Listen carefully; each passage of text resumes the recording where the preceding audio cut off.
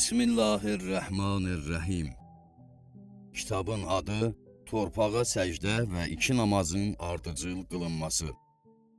Kitabın müəllifi Seyyid Muhammed İbrahim Müvəhhid Qəzvini. Bağışlayan və mehriban Allahın adı ilə. Bütün yaranmışların ağası, peyğəmbərlərin ən üstünü olan Muhammedə və onun pak əhl-i beytinə Allahın səlavat və səlamı olsun. Bunlar o şəxslərdir ki, Allah Teala onlardan hər bir çirkinliyi uzaqlaşdırmış və onları təmizləmiş, pak etmişdir. Ələl-xüsus, Yaradanın yer üzərindəki hüccəti, Peyğəmbərin sonuncu xəlifəsi, 12-ci imam Məhdi Əl-Müntəzərə Allahın səlavat və səlamı olsun və Allah onun zühurunu tezləşdirsin. Müqəddimə. Məlumdur ki, müqəddəs İslam şəriətinin ən mühüm ibadətlərindən biri namazdır. Namaz, dinin sütunu, müminin meyracı, İslamın möhkəm dayağıdır. Namazın əhəmiyyətini vurğulayan Peyğəmbər hədislərindən birini burada qeyd etmək yerinə düşərdi. Əgər namaz qəbul olunarsa, digər ibadətlər də qəbul olunar. Namaz qəbul olunmazsa, digər ibadətlər də qəbul olunmaz. Hədisdən bu nəticəyə gəlirik ki, hər hansı bir ibadətin qəbul olması, namazın qəbul olmasından asılıdır. Yəni, bütün şərtləri yerinə yetirilərək düzgün qılınan və qəbul olunan namaz, digər salih əməllərin Allah dərgahında qəbula yetməsi üçün vasitədir. Deməli, namazı qəbula yetməyən bəndənin bütün əməlləri də puç və əhəmiyyətsiz olar. Elə bu səbəbdən də hər bir insan qıldığın namaza, onun hissələrinə və düzgünlüyünə, həmçinin bu namazın qəbul olması üçün vacib sayılan şərtlərə daha diqqətlə yanaşmalıdır. Bəndə dərk etməlidir ki, namaz yalnız Allah və onun rəsulunun əmr etdiyi qaydalara müvafiq olaraq yerinə yetirilməlidir. Bəndə dərk etməlidir ki, namaz yalnız Allah və onun rəsulunun əmr etdiyi qaydalara müvafiq olaraq yerinə yetirilməlidir. Peyğəmbər buyurub, mənim yerinə yetirdiyim namazı nə cür görmüsünüzsə, siz də namazınızı o cür yerinə yetirin. Səcdənin əhəmiyyəti. Hörmətli din qardaşım, səcdə namazın mühüm hissələrindəndir. Həmçinin namazda olan 5 rükundan biridir. Bildiyiniz kimi namazın hər rükətində 2 səcdə etmək vacibdir. Bu 2 səcdəni bilərəkdən və ya səhv üzündən, yaxud yaddan çıxararaq tərk etmək namazı batil edir. Tarixdə qeyd edilir ki, bir qövm Peyğəmbərin yanına gələrək İslama daxil olmaq istəyini o həzrətə bildirdi. Belə ki, bir şərt də irəli sürdülər ki, namazda rükû və səcdəni yerinə yetirmək istəmirlər. Peyğəmbər onların bu formada qəbul etmək istədiyi İslamı inkar etmiş və demişdir, namazında rükû və səcdə olmayan bir dində xeyir yoxdur. Hədisdən göründüyü kimi namazda olan səcdənin səhv, batil olması, namazın batil olması deməkdir. Bildirmək istədik ki, səcdənin hansı qaydada yerinə yetirilməsi məsələsində fikir ayrılığı yoxdur. Bütün məzhəblər bədənin 7 üzvünün, alın, əllərin içi, dizlər, ayağın baş barmağının səcdə halında yerə qoyulmasını bildirmişlər. İxtilaf isə səcdə nəyin üzərinə edilməlidir sualına cavab ətrafındadır. Hamını düşündürən də elə məhz bu sualın düzgün cavabıdır. Görəsən torpaq, çınqıl, daş, qaya və yer üzərindəki bitkilər, yeyilən və geyilməyən, üzərinə səcdə edilsə düzgün sayılar, yoxsa xalça, paltar, yun, kətan, neylon və bu kimi digər xam mallardan hazırlanmış şeylər üzərinə səcdə etmək daha münasibdir. Biz bu sualı Qur'an və Peyğəmbərin qoyduğu qayda-qanunu rəhbər tutaraq cavablandırmağa çalışaq. Qeyd etmək lazımdır ki, Qur'an-ı Kərimdə səcdə məsələsinə açıq-aşkar şəkildə toxunulmayıb. Ona görə də bu məsələ haqda Peyğəmbər hədislərinə müraciət etməyimiz gərəkli və önəmlidir.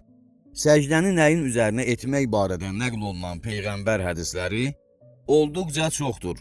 Biz bu hədislərdən bəzisini burada qeyd edəcək və onların qısa şərhini verməklə nəticə çıxarmağa çalışacağıq. Peyğəmbər buyurub, yer mənim üçün səcdəgah və paş qərar verildi. Bu hədisi bir çox alimlər, hədis hafizləri öz mötəbər kitablarında qeyd etmiş və onun mütəvatir hədis olduğunu bildirmişlər. Ona görə də həmin hədisin düzgün və hamı tərəfindən qəbul olunmasında heç bir şək, şübhə yoxdur. Hədisin qısa şərhi belədir. Allah Teala yeri, Peyğəmbər, səhabələr və onun yolu ilə gedən hər bir kəs üçün qiyamətədək məscid qərar vermişdir. Məscid ərəb sözü olub, səcdə edilən yerə, məkana deyilir. Hədisdən göründüyü kimi səcdə yalnız yer üzərinə edilməlidir. Digər tərəfdən də başa düşülür ki, İslam şəriətinə görə toxunma şeylər üzərinə səcdə düzgün deyil. Çünki bu cür şeylər yer adlanmır. Deməli, yer adlanmayan əşyalar üzərinə edilən səcdəyə İslam şəriəti icazə vermir. Sadə bir misal. Əgər bir nəfərdən soruşsalar ki, xalça və ya parça yer hesab olunurmu? Sözsüz ki, bu şəxsin verdiyi cavab yox olacaqdır.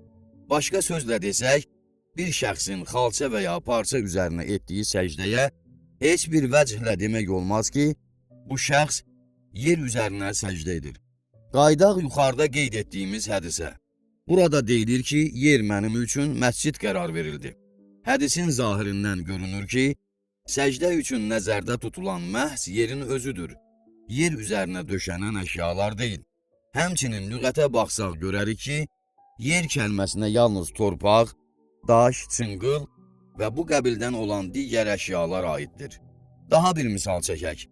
Əgər bir nəfər ayağım ilişdi yerə yıxıldım və filan qiymətə yer aldım desə, məgər bu sözlərdən başa düşülərmi ki, yer dedikdə həmin şəxs yer üzərinə döşənən əşyaları nəzərdə tutur? Əlbəttə ki, yox. Bir sözlə Peyğəmbər hədisində bizə əmr olunur ki, səcdə yer üzərinə olmalıdır və yer məfhumunu özündə ehtiva etməyən digər əşyalar üzərinə səcdə düzgün hesab edilmir. Peyğəmbər və yer üzərinə səcdə. Peyğəmbərin həyat tərzinə diqqət yetirsək görərik ki, o həzrət ibadətlərində yer üzərinə səcdə etmiş və hamıya məhz bu cür səcdəni əmr etmişdir. Səhih-i Buxaridə qeyd edilmiş bir hədisdə Əbu Səid Əl-Xidri belə deyir: Namazdan sonra gözlərim Peyğəmbərə sataşdı. Onun burnunda su ilə torpaq izləri görünürdü. Bəli, bu Allahın Rəsulunun səcdəsidir. Bizlərə mənim yerinə yetirdiyim namazı nə cür görmüsünüzsə, siz də namazı məhz o cür yerinə yetirin. Kəlmələri ilə xitab edən Peyğəmbərin səcdəsi, Qur'an-ı Kərimdə də bizlər üçün belə bir əmr və tövsiyə vardır.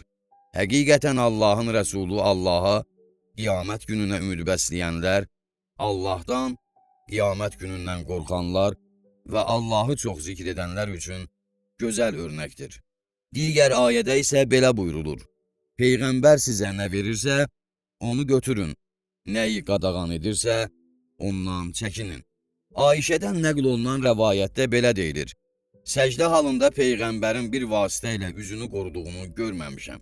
Bu hədis də ona dəlalət edir ki, Peyğəmbərin bütün səcdələri yer üzərinə olmuş və Həzrət heç vaxt üzünü səcdə halında bir vasitə ilə örtməmişdir. Vailin nəql etdiyi rəvayətdə deyilir: Peyğəmbər səcdə edərkən alnını və burnunu yer üzərinə qoyduğunu gördüm. Peyğəmbər də öz növbəsində yer hesab edilməyən əşyalar üzərinə səcdəni qadağan etmişdir. Bir hədisdə belə nəql edilir: Peyğəmbər görür ki, bir nəfər qumun istiliyi alnını yandırmasın deyə əmmaməsini alnının üstünə çəkərək əmmaməsinin üzərinə səcdə edir. Peyğəmbər əli ilə həmin şəxsin əmmaməsini qaldırmağı işarə edir və əmr edir ki, alnını yer üzərinə qoysun. Həsir üzərinə səcdə. Bir sıra rəvayətlərdə nəql olunur ki, bəzi hallarda Peyğəmbər xurma ağacının qabığından hazırlanmış həsir üzərinə də səcdə etmişdir. Bu qəbildən olan hədislər ona dəlalət edir ki, Peyğəmbər bitkilər üzərinə edilən səcdəyə də icazə vermişdir. Bir şərtlə ki, bu bitkilər yeyinti və geyinmək üçün yararlı bitkilər olmasın. Peyğəmbər öz əməli ilə bildirmişdir ki, yeyilməyən və geyim əşyaları üçün yararlı olmayan bitkilər üzərinə səcdə, yer üzərinə edilən səcdə kimidir. Qeyd etmək lazımdır ki, yer üzərinə edilən səcdə ilə heç bir ziddiyyət təşkil etməyən bu növ səcdə, müsəlmanların işini asanlaşdırmaq üçündür. Lakin yeyinti və geyim əşyaları hazırlamaq üçün yararlı toxunma işlərində istifadə edilən pambıq və digər bitkilər üzərinə səcdəyə müqəddəs İslam şəriəti icazə vermir. Ağac yarpaqları və yeyilməyən bitkilər üzərinə səcdəyə icazə verilsə də, rəvayətlərdə qeyd edildiyi kimi, ən kamil və ən yaxşı səcdə torpaq üzərinə edilən səcdədir. Səhabələrin həyat tərzi. Biz Peyğəmbər səhabələri və o dövrdə yaşayan müsəlmanların həyat tərzinə diqqət etsək görərik ki, onlar çətin, məşəqqətli anlarda belə ibadətlərində yer üzərinə edilən səcdəyə üstünlük vermişlər. Məşhur səhabələrdən sayılan Cabir İbni Abdullah Əl-Ənsaridən nəql edilən hədisdə deyilir, İstinin şiddətindən əlimdə bir ovuc torpaq tutdum ki, soyusun və Peyğəmbərlə birlikdə zöhr namazını yerinə yetirə bilim. Ənəs İbni Malik rəvayət edir ki, çox isti günlərin birində Peyğəmbərlə birlikdə namaz qılırdıq.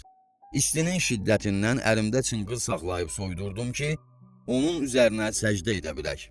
Bu iki hədis vasitəsilə belə bir nəticəyə gəlirik ki, səcdə yalnız yer üzərinə edilməlidir.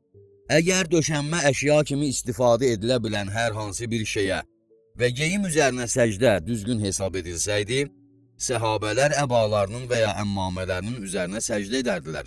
Çünki istinin şiddətində bu cür əşyalar üzərinə edilən səcdə, isti torpaq və çınqılı əldə soyutmaqdan daha asandır. Xəttab İbni Əl-Ərt adlı səhabə belə deyir, əllərimizin və alnımızın səcdə edərkən istidən yandığını Peyğəmbərə bildirib, bu haldan şikayət etdikdə, Peyğəmbər şikayətimizi qəbul etmədi. Artıq aydın oldu ki, şəriətdə səcdə vacib ediləndən bəri onun mənası və məğzi, alnı yer üzərinə qoymaq olmuşdur. Hətta qızmar günlərdə yerin şiddətli istiliyi, çətinliklər və səhabələrin şikayətlərinə baxmayaraq, Peyğəmbər müsəlmanlara paltar və əmmamə kimi əşyalar üzərinə səcdəni qadağan etmişdir. Çünki bu cür əşyalar yer adlanmır. Bəni Üməyyə belə nəql edir. Əbu Bəkir namaz qılarkən yer üzərinə səcdə edirdi.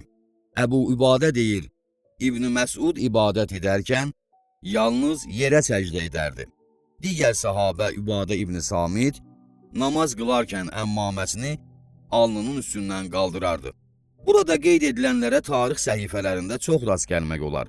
Məsələn, Məsud İbn Əsdəa adlı tabeyi o kəsdir ki, Peyğəmbər sahabələrini görmüş, lakin Peyğəmbərin özünü görməmişdir. Abdullah İbn Məsudun arif tələbələrindən biri idi. Bu şəxs Mədinə torpağından özü üçün türbət düzəldərək, namaz qılanda onun üzərinə səcdə edərdi.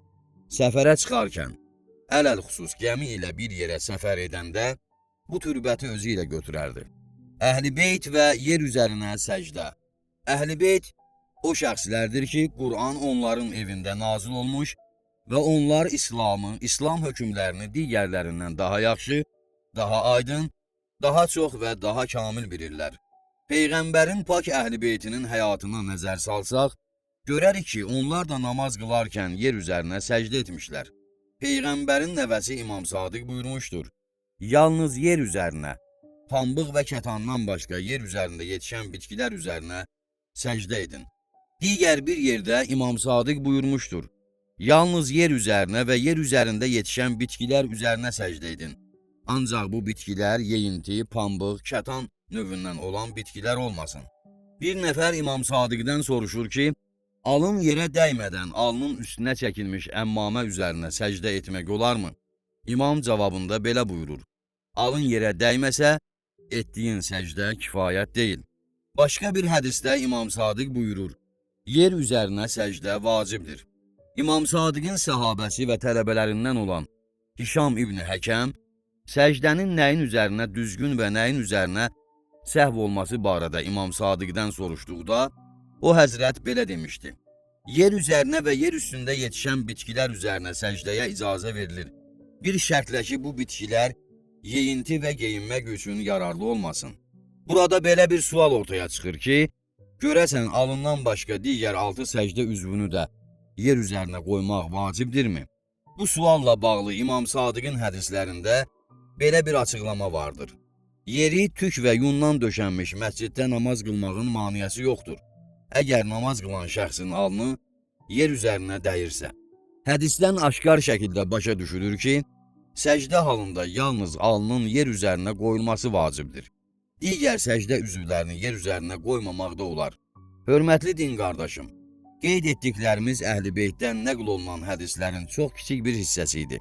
Lakin bununla belə bu hədislərdən açıq-aşkar şəkildə başa düşülür ki, səcdə yalnız yer üzərinə və yer üstündə yetişən yeyinti və geyim üçün yararlı olan bitkilərdən başqa, digər bitkilər üzərinə edildikdə düzgün olur.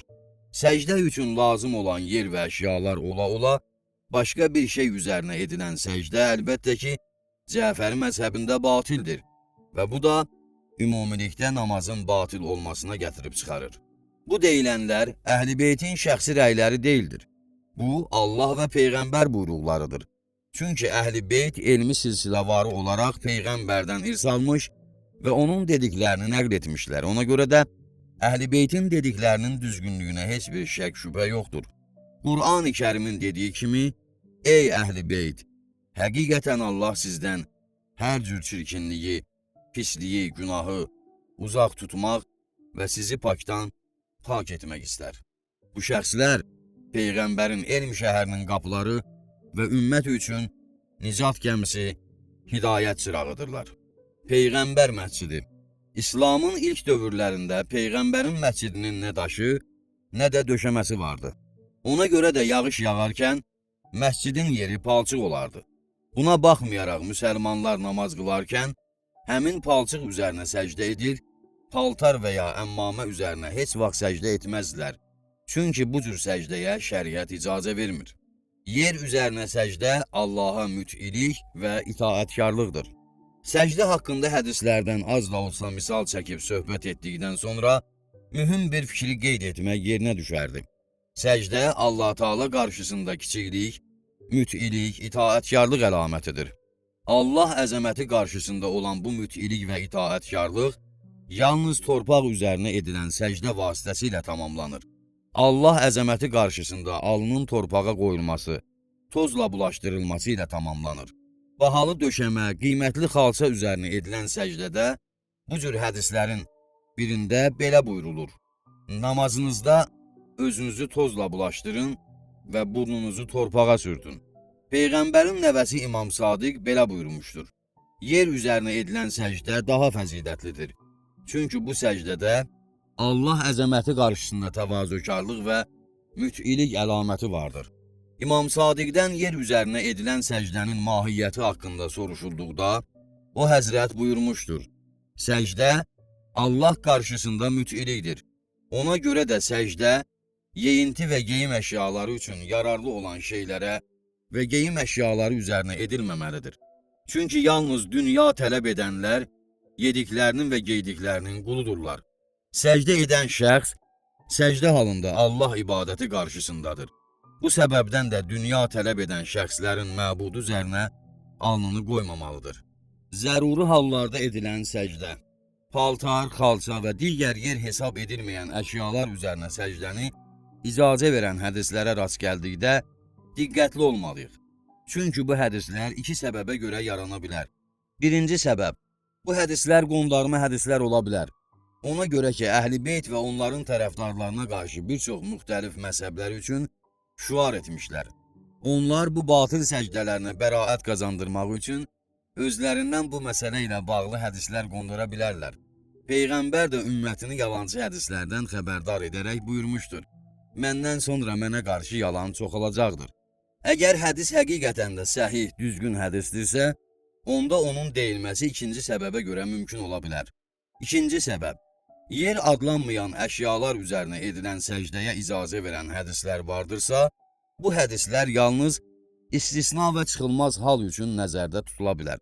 Məsələn, bir nəfəri həbs etmişlər və onun qaldığı otağın döşəməsi dəmirdəndir. Bu şəxs də öz növbəsində səcdə üçün torpaq, bitki tapmaq iqtidarında deyil. Bu halda həmin şəxsə icazə verilir ki, paltar və yaxud dəmir üzərinə səcdə etsin. Bu cür hallar üçün Peyğəmbərin hədisi də vardır. Allahın haram buyurduğu hər bir şey çıxılmaz hala düşənlər üçün halal hesab olunur. Burada çıxılmaz hal dedikdə zərurət halı nəzərdə tutulur ki, belə halda sözün əsl mənasında heç bir çıxış yolu yoxdur. Lakin üzürsüz və istisna çıxılmaz hallardan başqa, Namazda edilən səcdə yalnız yer üzərinə və yer üstündə olan yeyilib geyilməyən bitkilər üzərində olmalıdır. Bəhsin nəticəsi. Hörmətli din qardaşım, hədislərdən və tarixi faktlardan əldə etdiyimiz nəticə aşağıdakılardan ibarətdir. 1. Səcdə yalnız yer üzərinə edilməlidir. 2. Yer üzərində yetişən bitkilər üzərinə də səcdə etməyə icazə verilir. Lakin bir şərtlə ki, bu bitkilər yeyinti və geyim əşyaları üçün yararlı olmasın. 3. Yer hesab edilməyən əşyalar üzərinə səcdəyə yalnız zərurət və istisna hallarında icazə verilir. Bu fikrə bəzi şəriət qaydaları və ümmətimin üzərindən zərurət halında etdikləri əməllər qaldırılmışdır kimi Peyğəmbər hədisi dəlalət edir. 4. Cəfəri məzhəbinə görə məscidlərə döşənmiş xalça üzərinə edilən səcdə düzgün deyil və namazın batil olmasına gətirib çıxarır. Çünki bu namaz Peyğəmbər, onun pak əhl-i beyti, səhabələr və tabeinlərin yerinə yetirdiyi namazla müvafiq deyil və onların namazına ziddir. Deməli, xalça üzərinə edilən səcdə bidətdir. Bidət, dinə əlavələr etməyə deyilir. Peyğəmbər bu haqda buyurmuşdur. Hər bir bidət rəzalətdir və hər bir rəzalət cəhənnəmdədir. İmam Hüseyn əleyhisselamın türbətinə edilən səcdə. Əziz oxucu, burada bir məsələni açıqlamağa çalışacağıq. Məsələ və sual bundan ibarətdir ki, nə üçün şiyələr İmam Hüseynin türbətini digərlərindən üstün bilirlər və namaz əsnasında Kərbəla türbəti üzərinə səcdə etməyə üstünlük verirlər? Cavab. Birincisi ona görə ki, Kərbəla torpağına edilən səcdə digər torpaqlar üzərinə edilən səcdə kimidir. Çünki Kərbəla torpağı da yer kürəsinin bir hissəsidir. İkincisi, Allah Teala Kərbəla torpağını yaradandan bəri onu müqəddəs və əzəmətli etmişdir. Peyğəmbər buyurub, Kərbəla torpağı yer üzünün bütün torpaqlarından pakdır. Ona görə ki, o, cənnət çəmənliklərindən biridir. İmam Sadiq də belə buyurmuşdur. Həqiqətən Kərbəla torpağı, gəlin öz ərinin evinə necə aparlarsa, cənnətə o cür aparlar. İmam Zeynulabidin buyurmuşdur. Dan ulduzu ulduzlar arasında yer əhlinə necə işıq saçırsa, Kərbəla torpağı da cənnət torpaqları arasında o cür işıq saçacaqdır. Onun nuru cənnət əhlinin gözlərini qamaşdıracaqdır. Həzrət Əli bir gün Kərbəla torpağından keçərkən belə buyurmuşdur. Bu torpaqda 200 Peyğəmbər nəvəsi qətlə yetirilmişdir. Onların hamısı şəhiddirlər. Üçüncüsü, Kərbəla torpağının müqəddəsliyi və əzəməti ondadır ki, o, İmam Hüseyn kimi Peyğəmbər nəvəsinin cəsədini özündə saxlayır. İmam Hüseyn o kəsdir ki, Allah yolunda hər bir şeydən keçdi.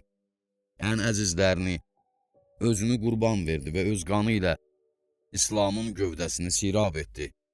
İslamı dirçəltdi, aradan getməyə qoymadı. Ona görə də İmam Hüseyn kimi əzəmətli şəxsiyyətin cəsədini özündə saxlayan bir torpağın əlbəttə ki, əzəməti, hörməti Allah dərgahında günbəgün artacaqdır. Qədimdə belə deyərdilər, məkanın əzəməti onun müqəddəsliyi ilə ölçülər. Ola bilər soruşulsun ki, Mədinə torpağında da Peyğəmbərin mübarək cəsədi dəfn olunmuşdur. Şübhə yoxdur ki, Peyğəmbər İmam Hüseyndən üstündür, bəs onda nə üçün Peyğəmbər türbətinə səcdə etmirsiniz? Cavab. Birincisi, Peyğəmbərin İmam Hüseyndən üstün olması həqiqətdir və Peyğəmbər türbətinə də hamı ehtiramla yanaşır. Namazda da bu türbət üzərinə səcdə edirlər. İkincisi, İmam Hüseynin qəbrinin türbəti bəzi xüsusiyyətlərə görə bütün türbətlərdən seçilir. Lakin bu o demək deyildir ki, İmam Hüseyn Peyğəmbərdən üstündür. Sadəcə olaraq, İmam Hüseynin Allah yolunda göstərdiyi rəşadət, iman, misli bərabəri olmayan qəhrəmanlıq, verdiyi qurbanlar və bir çox başqa səbəblərə görə o həzrətin türbəti daha fəzilətli hesab edilir. Allah Teala bu dünyada və axirətdə İmam Hüseynə böyük imtiyazlar vermişdir. Bu dünyadakı imtiyazlardan biri odur ki, Allah Teala İmam Hüseyn türbətinə edilən səcdəni üstün bilmiş ve onun savabını artırmıştır. Allah Taala'nın verdiği bu savab yalnız İmam Hüseyin türbətinə xasdır. Dərin mənalı hədis. Əziz oxucu, indi də İmam Hüseynin türbətinin əzəməti və müqəddəsliyi haqqında nəql olunan bir hədisi diqqətinizə çatdırmaq istərdim. Bu hədisin mənasını dəqiq düşünsən, İmam Hüseynin böyüklüyünü, müqəddəsliyini anlayar və fikrin uca səmalar tək genişlənər. Peyğəmbərin xanımı Ummu Sələmə nəql edir ki, otağa daxil olanda balaca Hüseyni babası Həzrət Muhammədin qucağında gördüm. Bəzi rəvayətlərdə qeyd edilir ki, Hüseyn Peyğəmbərin sinəsində oturmuşdu. Peyğəmbərin ovcunda qırmızı rəngli torpaq var idi. O, ovcunu qoxulayır və həmin türbəti öpərək ağlayırdı. Ümmü Sələmə Həzrəti Peyğəmbərdən ağlamağının səbəbini soruşdu. Peyğəmbər belə buyurdu. Cəbrail yanıma gələrək xəbər verdi ki, məndən sonra ümmətim övladımı İraq torpağında qətlə yetirəcəkdir. Övladımın qətlə yetiriləcəyi yerdən bu türbəti mənim üçün gətirib. Sonra Peyğəmbər həmin türbəti Ummu Sələməyə verib demişdi. Bu türbətin qırmızı qana döndüyü vaxt bil ki, oğlum Hüseyin qətlə yetirilmişdir. Ummu Sələmə türbəti götürür və onu şüşə qaba qoyur. Aylar illər keçir. O gün gəlib yetişir ki, imam İraqa tərəf üz tutur.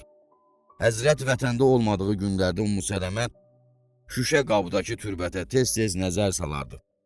Aşura gününə qədər bu hadisə davam etdi. Aşura hicrətin 61-ci ili, Məhərrəm ayının 10-u İmam Hüseynin qətlə yetirildiyi gündür. Ummu Sələmə öz evində yatmışdı. O Peyğəmbəri yuxuda görür. Peyğəmbərin mübarək başı və saqqalı toz torpağa bulaşmışdı. Ummu Sələmə soruşdu. Ey Allahın Rəsulu, sənin üzbaşın nə üçün toz torpağa batmışdır? Peyğəmbər deyir, ey Ummu Sələmə, oğlum Hüseyin üçün qəbir qazırdım. Ummu Sələmə qorxmuş halda yuxudan oyanaraq, Peyğəmbərin verdiyi və içində türbət olan şüşə qabı götürdü. Türbətin qırmızı qana çevrildiyini görən Ummu Sələmə qışqıraraq, nalə çəkib ağlamağa başlayır. Bəni Haşim qadınları onun ətrafına toplaşaraq, ağlamağının səbəbini soruşurlar. Ummu Sələmə onlara deyir ki, Hüseyin qətlə yetirilmişdir. Qadınlar ondan bu xəbəri haradan bildiyini soruşduqda, Ummu Sələmə Peyğəmbəri yuxuda gördüyünü və o Həzrətin verdiyi türbəti, bu türbətlə bağlı Peyğəmbərin söylədiklərini onlara nəql edir. Bu əhvalatı və xəbəri eşitdikdə qadınlar da onunla birgə fəryad çəkərək ağlamağa başlayırlar. Ümumiyyətlə bu hədisin nəql olunan mənbələri həddindən artıq çoxdur, ona görə də biz onlardan bəzilərini burada qeyd etdik. Hörmətli din qardaşım, İmam Hüseyin türbətinin əzəmət və müqəddəsliyini dərk etmək üçün bu hədisi diqqətlə nəzərdən keçir. Allah Teala Cəbrailə Hüseynin şəhid olacağı məkandan bir ovuc torpaq götürüb Peyğəmbərə çatdırmasını əmr etmiş, Peyğəmbər böyük hüzün və göz yaşları içində bu türbəti götürmüş və qoxulayaraq öpmüşdü. Bəli, əziz oxucu, bu hədis çox böyük mətləbləri, həqiqətləri bizə bəyan edir. Hədisdən bizə aydın oldu ki, İmam Hüseynin türbətinin qana çevrilməsi həqiqətən qeyri-adi, eyni halda ən sarsıdıcı bir hadisə olmuşdur. Tarixdə bu cür hadisə yeganədir. Bu şəhidlər ağası İmam Hüseynin türbəti üçün ilahi müqəddəslik deyilmi? Bəli, Allaha and olsun ki, belədir. Sonra qeyd etmək istərdik ki, bu hədis həqiqətən İmam Hüseyin türbətinin digər türbətlərdən üstün olmasını göstərir. Buna görə də bu türbət üzərinə səcdə daha üstün və daha dəyərlidir. Əhl-i Beyt və İmam Hüseyin türbəti. Peyğəmbərin Əhl-i Beyti də öz növbəsində namazlarında şəhidlər ağası İmam Hüseynin türbəti üzərinə səcdə etmiş, bu türbətdən düzəldilmiş təsbihlə Allaha həmd səna etmiş və insanlara İmam Hüseyin türbətinin Allah dərgahında fəziləti, əzəməti haqqında danışmışlar. İlk dəfə bu türbət üzərinə İmam Zeynul Abidin səcdə etmişdir. O, Allah Rəsulunun təyin etdiyi 4-cü xəlifə və canişindir. Rəvayət olunur ki, İmam Zeynulabidin atası İmam Hüseyni dəfn etdikdən sonra bu türbətdən bir ovuc götürərək özündə saxlamışdır ki, namazında bu türbət üzərinə səcdə etsin və ondan təsbih düzəldib Allaha həmd-ü səna etsin. Əsirlər Allah düşməni Yezid İbn Muaviyyənin Şam şəhərindəki qəsrinə gətiriləndə İmam Zeynulabidinin əlində Kərbəla torpağından düzəldilmiş təsbih var idi. Yezid bu təsbih haqqında soruşanda imam belə cavab verdi. Cəddim Rəsulullah xəbər vermişdir ki, kim Kərbəla türbətindən düzəlmiş təsbihi özü ilə gəzdirərək Allaha dua edərsə, Allah o şəxsə savab əta edər. Hətta dua etməsə belə onun üçün savab yazılar.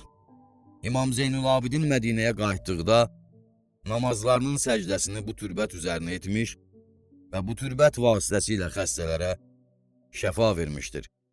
Bu xəbər Ərəbilər və Əhl-i-Beyt yolu ilə gedən digər möminlər arasında yayılmışdır. İmam Zeynulabidindən sonra oğlu Məhəmməd Baqir də insanlara İmam Hüseyn türbətinin fəzilətindən danışmış və bu türbətin əzəmətini, dəyərini qeyd etmişdir. Daha sonra İmam Cəfər Sadiq bu türbətin müqəddəsliyini, digər türbətlərdən üstünlüyünü insanlara bəyan etmiş və bu türbət üzərinə edilən səcdənin Allah dərgahında bəyənildiyini bildirmişdir.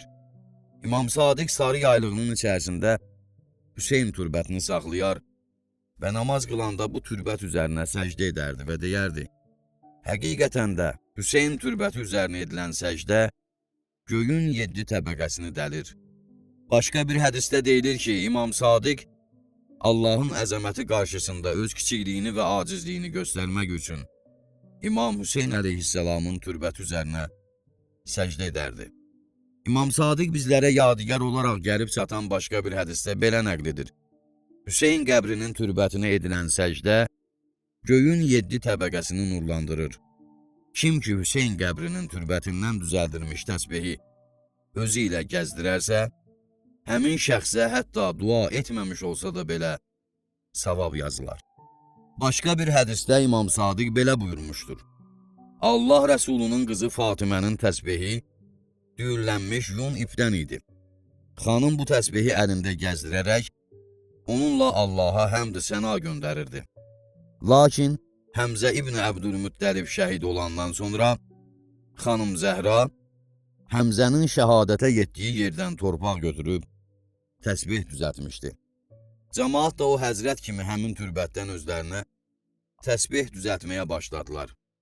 Elə ki, İmam Hüseyn qətlə yetirildi, cəmaat İmam Hüseynin qətlə yetirildiyi yerdən torpaq götürüb təsbih düzəltməyə başladı. Çünki bu torpağın fəziləti daha böyükdür. İmam Sadiqin yaşadığı zamandan heç bir əsr keçmədi ki, müsəlmanlar Əhl-i-Beyt yolunun davamçıları İmam Hüseyn türbətindən möhürlər düzəldərək məscidlərdə, evlərdə namaz qılarkən səcdələrini onun üzərinə edir, bir yerə səfər edərkən bu türbətdən düzəldilmiş möhürləri özləri ilə götürərdilər. Bu adət və fəzilətli əməl bizim yaşadığımız günlərədək davam etmiş və edəcəkdir.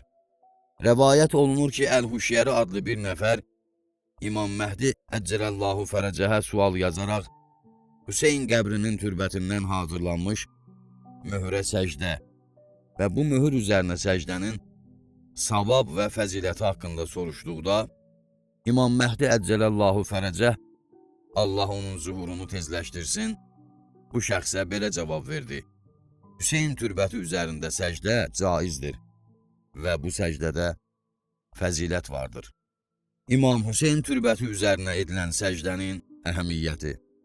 İmam Hüseyn türbəti üzərinə edilən səcdə digər türbətlər üzərinə edilən səcdədən aşağıdakı qeyd edəcəyimiz xüsusiyyətlərə görə fərqlənir. 1.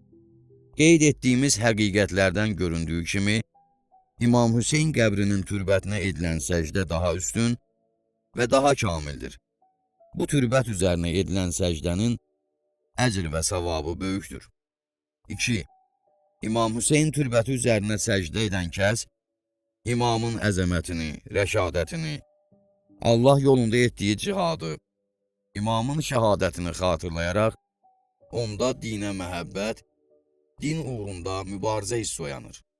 Bu da şəhidlər ağası İmam Hüseyn əleyhisselamın türbəti üzərinə səcdənin mahiyyətini daha qabarıq şəkildə göstərir. İmam Hüseyn əleyhisselamın türbəti haqqında. Əziz oxucu, təxminən 350 il bundan əvvəl İranda Səfəvi şahlarının hakimiyyəti dövründə baş vermiş bir tarixi hadisəni diqqətinizə çatdırmaq istərdik. Hadisə belə olmuşdur. Fransa hakimiyyət orqanları bir nəfər görkəmli şəxsiyyəti səfir işləmək üçün İrana göndərir. Xristiyan olan bu səfir, riyaziyyat, astronomiya və digər elmlərin gözəl bilicisi idi. O, bu elmlər vasitəsilə adamların sirlərini aşkar edə bilirdi. Hesablama yolu ilə hər hansı bir şəxsin sirri barədə məlumat verməyi bacarırdı. Səfir bu bacarığı və elmi ilə fəxr edərək qürurunu gizlətmir, özünü başqalarından üstün bilirdi. İş o yerə çatır ki, İslam alimlərini bəhsə, elmi müzakirəyə dəvət edir. Səfəvi şahı xristiyan səfirlə elmi diskusiya aparmaq üçün din alimlərini saraya dəvət edir. İsfahanda təşkil olunan bu məclisə bir çox alimlər gəlirlər.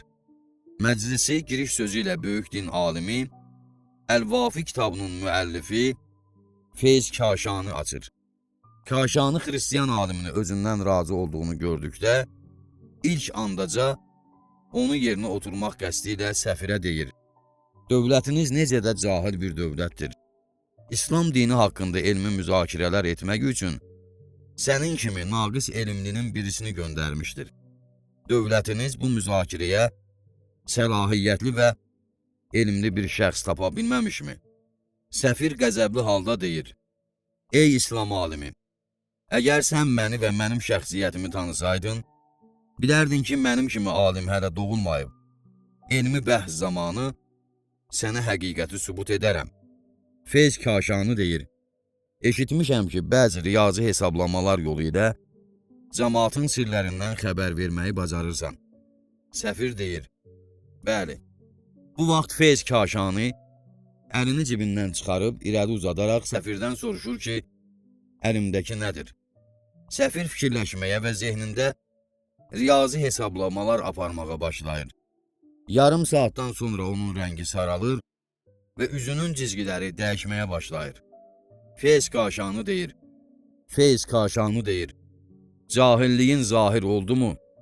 Səfir cavab verdi: Məsihə və onun anasına and olsun ki, sənin əlində nə olduğunu bilirəm. Məni düşündürən başqa şeydir. Səfir biraz sükut etdikdən sonra söhbətinə davam edir. Mən bilirəm ki, sənin əlində tutduğun cənnət torpağıdır. Ona görə də fikirləşirəm ki, sən dünyada ola-ola cənnət torpağını necə əldə etmisən, məni heyrətə salan, dəhşətə gətirən və düşündürən də məhz elə budur. Feyz Kaşani deyir: Yəqin hesablamalarında çaşqınlığa yol vermisən. Bu səbəbdən də səhv etmisən. Bir daha hesabla və nəticəni dəqiqləşdir. Səfir deyir: Yox, Məsihə və onun anasına and olsun ki, mən səhv etmirəm. Feyz Kaşani dedi: Əlimdəki Kərbəla türbətidir. Peyğəmbərimiz Muhammed Səlavatullah buyurmuşdur: Kərbəla cənnətin bir parasıdır. İndi Allah Rəsulü Muhammedin peyğəmbərliyinin düzgünlüyü sənə sübut oldu mu?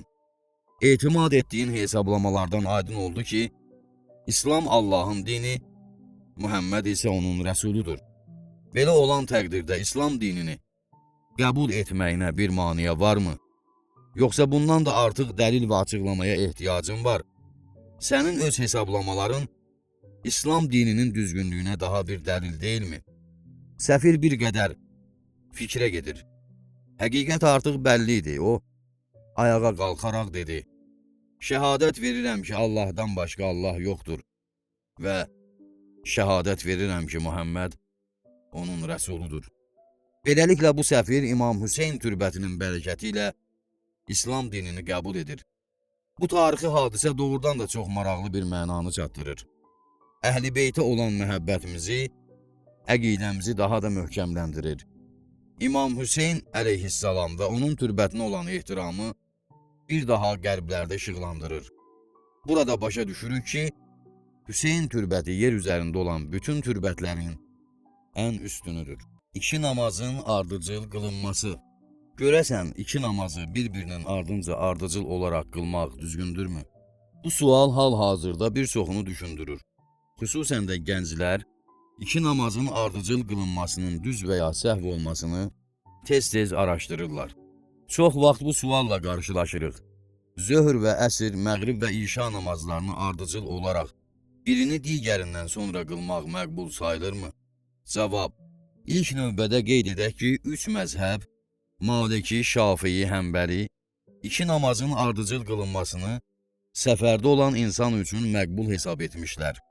Lakin bununla belə yağış, xəstəlik, qorxu və digər üzürlü hallarda iki namazın ardıcıl şəkildə qılınması məsələsi bu məzhəblər arasında fikir ayrılığına səbəb olmuşdur. Hənəfi məzhəbi isə iki namazın bir-birinin ardınca qılınmasını Ərəfədən, ki Məkkədə dağ adıdır, başqa bir yerdə ümumiyyətlə qadağan etmişdir. Şiə məzhəbi iki namazın ardıcıl şəkildə qılınmasının düzgünlüyünü qeyd etmiş və bütün hallarda, istər səfərdə, evdə, hərbidə və s. üçün bu işin şəri hökmlərdə Allah və onun rəsulunu rəhbər tutaraq, həmçinin Qur'an-ı Kərimə, Peyğəmbərin səhih, mötəbər hədislərinə istinad edərək fikir irəli sürürlər. Yuxarıda qeyd edilən hökm barəsində isə kifayət qədər dəlil və sübut vardır. Əziz oxucu, həmin dəlilləri diqqətinizə çatdırmaq istərdik. Bu dəlillər iki qismə bölünür. 1. Qur'an ayələri, 2. Peyğəmbərin səhih hədisləri. Qur'an-ı Kərimdə namazın vaxtlarına işarə edən bir neçə ayə vardır. Həmin ayələr namazların qılınma vaxtını təyin edərək onu üç yerə bölür. Burada o ayələrin müxtəsər təfsirini verməklə qeyd edirik. Allah Teala buyurur: Günortadan, yəni gün batmağa meyl edəndən gecənin qaranlığınadək namaz qıl. Sübh namazını da qıl. Çünki sübh namazı müşahidə olunur. Ayənin təfsiri. Allah Teala ilk növbədə bu ayə ilə Peyğəmbərə namaz qılmağı əmr edir. Həmin namaz zöhr, əsr, məğrib və işa və sübh namazı olan gündəlik namazlardır. Sonra Allah Teala bu namazların qılınma vaxtını zöhr, yəni günəşin zenit nöqtəsi, axşam, səhər kimi 3 vaxtda təyin edərək Peyğəmbərinə bəyan edir. Liduluki şəmsi, bu zöhr vaxtıdır. Günəşin zenit nöqtəsinə adladığı vaxt, məğribə qədər davam edən bu müddət zöhr və əsr namazları üçün müştərək vaxt hesab edilir. Sadəcə olaraq zöhr əsrdən əvvəl gəlir. İla qəsəqil leyl ifadəsi isə gecə qaranlıq düşənədək mənasını verir ki, bu da məğrib və işa namazlarının vaxtının qurtarmasına işarə edir. Qəsəq kəlməsi zülmətin cəm olması və gecə yarısını bildirir. Yəni ayədən çıxan mənaya görə məğrib və işa namazlarının vaxtı gecə yarısında qurtarır. Həmin zaman çərçivəsi bu namazlar üçün müştərək vaxt hesab edilir. Sadəcə olaraq məğrib namazı işa namazından əvvəl qılınır. İmam Razi bu ayənin təfsirini belə açıqlayır. Qəsəq kəlməsi qaranlığın düşməsi kimi təfsir edilsə də, bu məğrib namazının vaxtına işarə edəcəkdir. Günəşin zenit nöqtəsini adlaması da zöhr və əsr namazlarının vaxtına dəlalət edir və bu vaxt çərçivəsi həmin namazlar üçün müştərək vaxt hesab edilir.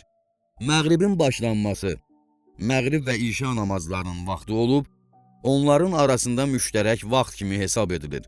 Bu da zöhr və əsr, məğrib və işa namazlarının ardıcıl qılınmasının düzgün olduğunu deyir. Və Qur'an-əl-Fəcr isə sübh namazının vaxtıdır.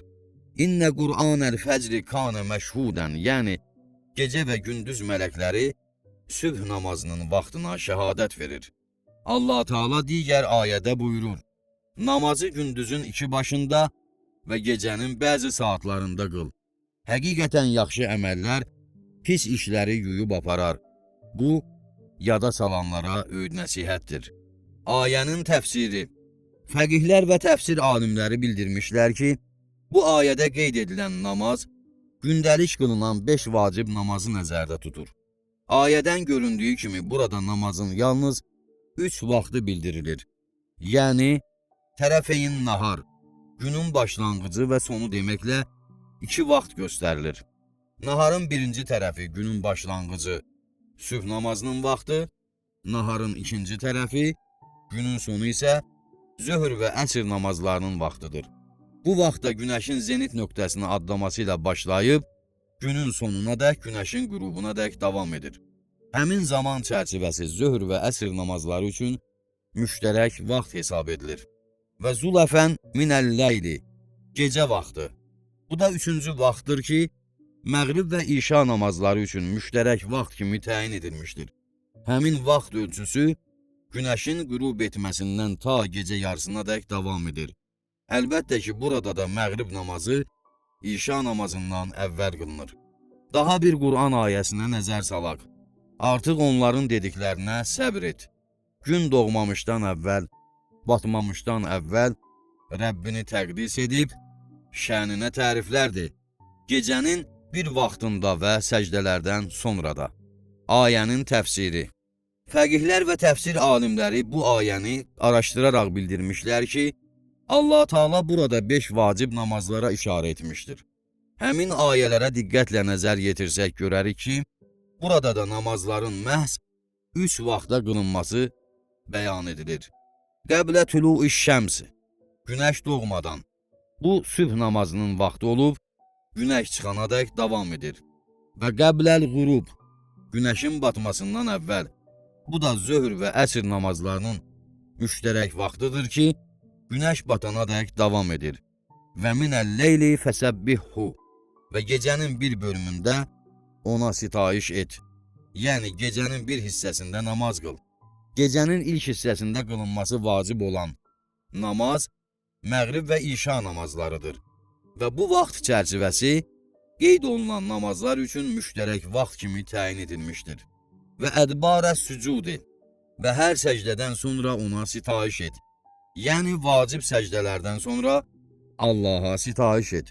Təfsir alimlərinin bildirdiklərinə görə buradakı vacib səcdələr məğrib və ya işa, yaxud da gecə namazının səcdələrinə işarə edir.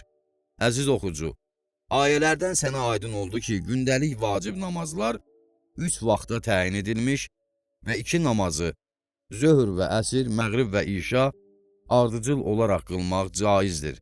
Sözsüz ki, bu namazların ayrı-ayrılıqda qılınması vacib olsaydı, Allah Taala öz kitabında həmin 5 vaxta işarə edərdi. 2. Peyğəmbərin hədisləri. Qeyd edilən 2 namazın ardıcıl şəkildə qılınmasının düzgünlüyünü bildirən bir çox Peyğəmbər hədisləri vardır. Bu hədislərdən bəlli olur ki, hətta xüsusi hallar, yağış, hərb, səfər halı olmadan belə, Həzrəti Peyğəmbər 2 namazı ardıcıl olaraq qılardı.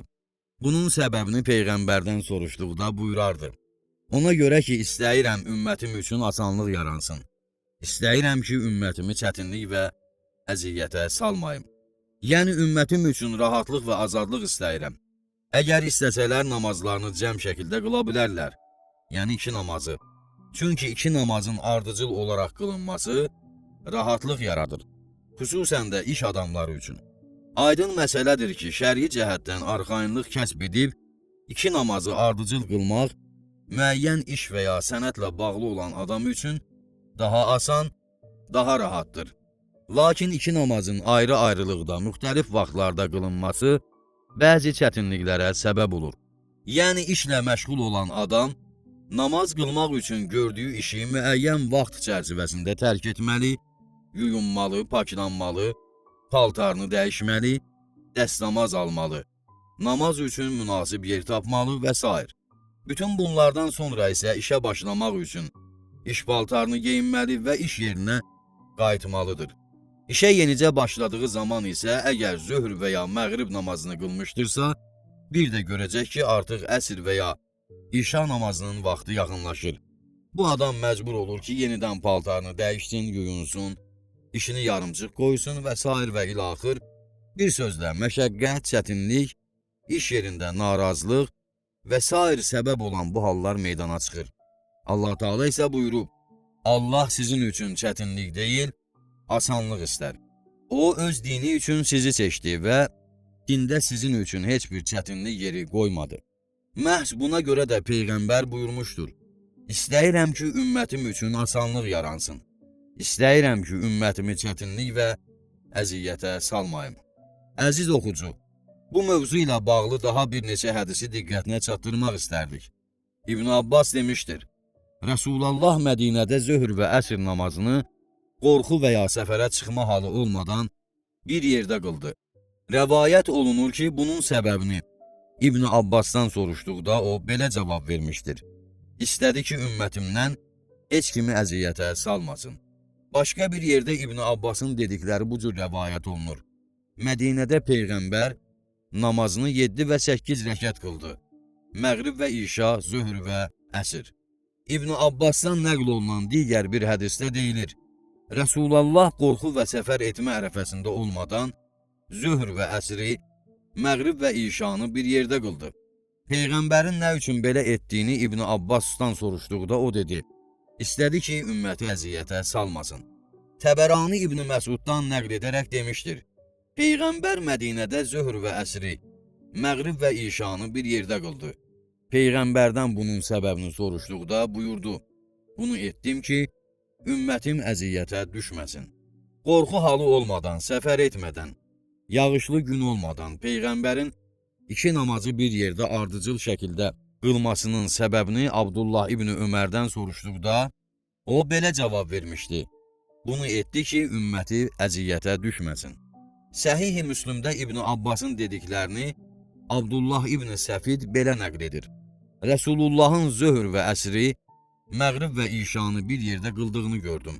Abdullah İbn Səfid deyir ki, bu sözlərin düz olmasına şəkk etdim. Əbu Hüreyrənin yanına gəldim və o da İbn Abbasın dediklərini təsdiqlədi.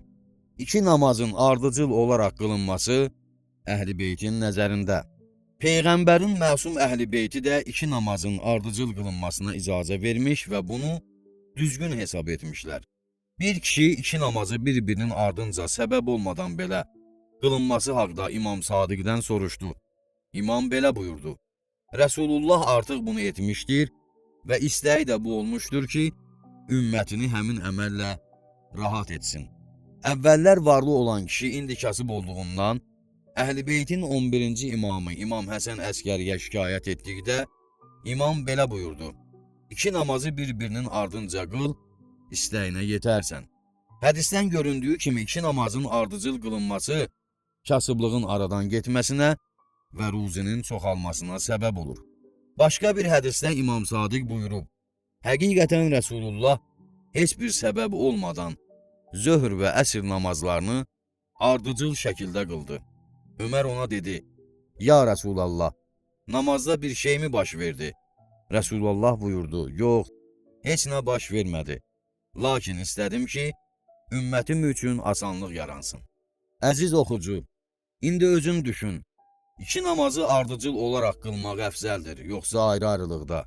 Qur'an-ı Kərimi və Peyğəmbərin hədisləri 2 namazın ardıcıl qılınmasını düzgün və əfzəl bilirsə, şübhəsiz ki, namazın bu cür qılınması daha gözəl və məqsədə uyğundur.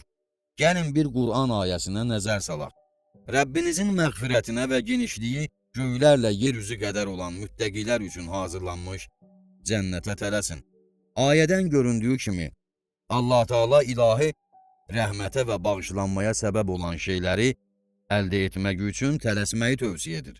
Aydın məsələdir ki, namaz həqiqətən də rəhmət və bağışlanmaya səbəb olur. Düzgün qılınan zöhr namazından sonra, əsr və məğrib namazından sonra isə İşa namazı birbaşa ardıcıl olaraq yerinə getirilərsə, əlbəttə ki, bu Allahın mərhəmətinə səbəb olacaqdır. Digər ayədə oxuyuruq: Elə isə yaxşı işlər görməkdə bir-birinizi ötməyə çalışın, yəni bir-birinizlə yarışın. Allah Teala Qur'anda bizləri xeyirli əməllərə çağırır və bu işdə tələsməyi tövsiyə edir. Məlumdur ki, namaz əməllərin ən fəzilətlisi və əzəmətlisidir.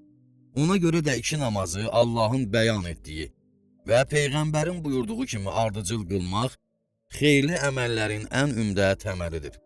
Əhl-i Beytdən nəql edilmiş hədislərə bir daha nəzər yetirək. İmam Rıza əleyhissalam buyurmuşdur: Hər bir namazın 3 vaxtı vardır. Birinci vaxtı, orta vaxtı, axır vaxtı. Birinci vaxt Allahın razı qaldığı vaxt, orta vaxt Allahın əfv etdiyi vaxt, axır vaxt isə Allahın bağışladığı vaxtıdır. Birinci vaxt ən fəzilətli vaxtdır. Bir kişi İmam Rızadan namazın ən fəzilətli vaxtı haqqında soruşur. İmam cavab verir ki, birinci vaxt və əlavə olaraq deyir. Rəsulullah buyurmuşdur, həqiqətən Allah Taala tələsdirilən xeyirli əməli sevər. Zöhr və əsr namazlarının vaxtı haqqında imamdan soruşduqda o belə cavab verdi.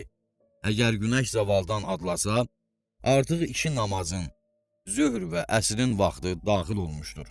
Qeyd olunan ayələr və hədislərin şərhindən sonra əksər fəqihlər 2 namazın ardıcıl qılınmasının caiz olduğunu, ayrı-ayrılıqda qılınmasının isə fəzilətli olması fətvasını vermişlər. Bəhsin nəticəsi. Açıqlama verdiyimiz ayələrdən və hədislərdən bəlli oldu ki, 2 namazın ardıcıl qılınması caizdir və burada heç bir xələl yoxdur. Bu ayə və hədislərdən başa düşdük ki, soyuq, yağış, hərb, səfərə çıxmaq halları və digər səbəblər olmasa da 2 namazı ardıcıl qılmaq fəzilətli və məqsədə uyğundur. İlahi kəlamlardan və Əhl-i Beytin buyruqlarından öyrəndik ki, 2 namazın ardıcıl qılınması ruzunun artmasına, Allahın rəhmətinə səbəb olur.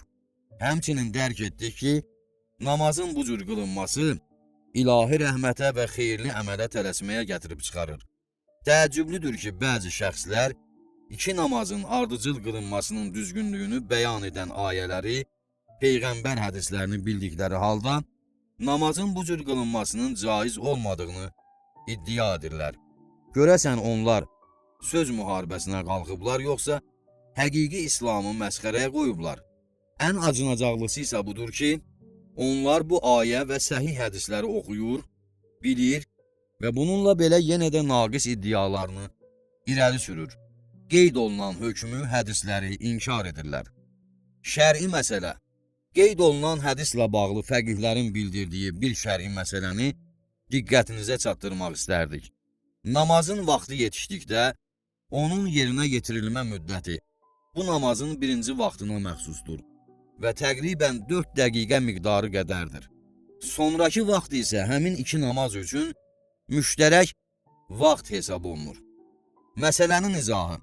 Əgər zöhr namazının vaxtı yetişsə, bu namazın yerinə yetirilmə müddəti birinci vaxt olub, zöhr namazına məxsusdur.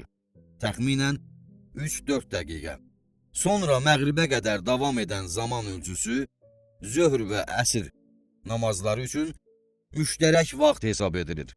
Bu hökm eyni ilə məğrib namazına da aiddir. Məğribin birinci vaxtı namazın yerinə yetirilmə müddəti qədər olub, yalnız məğrib namazına məxsusdur. Bu qısa zaman çərçivəsindən sonraki müddəti isə, yəni gecə yarısına dək davam edən vaxt, məğrib və işa namazlarının müştərək vaxtıdır. Deməli, zöhr namazından sonra birbaşa əsr namazını qılan şəxsə deyilsə ki, sən əsr namazını vaxtından əvvəl qılmısan, bu düz fikir olmaz. Çünki həmin şəxsin namaz qıldığı vaxt, zöhr və əsr namazlarının müştərək vaxtıdır. Bu hökm, məğrib və işa namazlarına da şamildir. Səhih kitablarında, yəni Səhih-i Buxari, Səhih-i Müslümdə rəvayət olunur ki, Peyğəmbər Ərəfədə zöhr və əsr namazlarını bir-birinin ardınca qılmışdır.